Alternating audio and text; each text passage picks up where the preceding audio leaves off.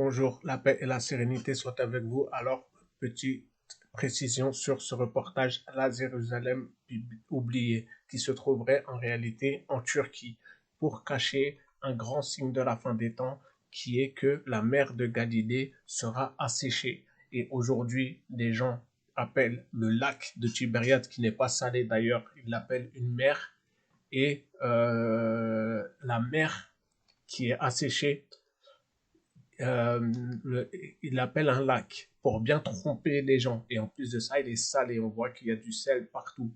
Alors, on peut voir que c'est complètement asséché, et qu'il y a du sel partout, et qu'il y a une route qui coupe son centre pour passer à travers. Alors, on peut voir dans un dernier article du Parisien que bon, des flamants roses meurent dans le lac de Tuse asséché. Encore une fois, on l'appelle le lac alors qu'il y a du sel. Et donc, voilà, c'est une grande tromperie pour cacher un grand signe. Donc, on peut voir que l'antéchrist, dans un autre signe, coupera quelqu'un en deux, marchera à travers et le recollera. Donc, qu'il y aura plusieurs faux antéchrists avant l'arrivée du vrai aussi. Et que ce tour de magie a été fait devant le pape en 1809.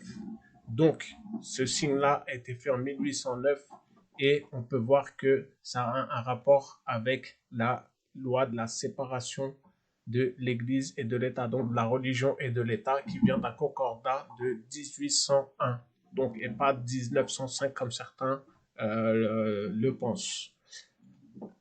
Alors, on peut voir qu'il y a 500 ans, donc, quand la mer de Galilée fut asséchée, c'est le Huffington Post, d'accord, les premiers Américains ont recouru au cannibalisme pour survivre. Je ne sais pas si c'était des rituels pour avoir un pouvoir, mais on peut voir que les premiers colons américains, donc ce n'est pas des Indiens d'Amérique, ont recouru au cannibalisme. Donc on sait que les Gog et Magog sont des Khazars, sont venus d'abord en Espagne, puis ensuite en Angleterre, ont marié leur reine à George V, donc j'en ai parlé.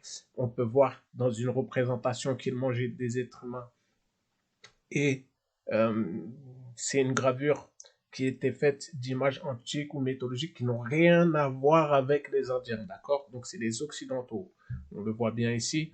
Alors ici, on peut voir la gravure de Théodore de Brie. Donc c'est lui qui a fait ce dessin. Et on peut voir que c'était aussi, euh, on peut voir ici des enfants, donc c'est quelque chose d'horrible, hein, dans la boucherie humaine que grave Théodore de Brie, les conquistadors n'empêcheront le cannibalisme et l'encouragent même, ils tiennent un étal de viande humaine dont ils tirent profit, d'accord? Donc pour avoir des pouvoirs et, et, euh, etc. Enfin de la sorcellerie, etc. On les voit ici, d'accord? Donc par rapport à ça, je mettrai en lien là, cette vidéo-là où on voit justement que les familles royales continuent de le faire et, on retrouve aujourd'hui donc ce genre de choses. Voilà, c'était une vidéo très rapide, plus de 18 ans pour ceux qui n'ont pas vu ce genre de reportage. C'est quelque chose de très dur à entendre, mais c'est la réalité. Voilà, la paix et la sérénité soient avec vous. Portez-vous bien.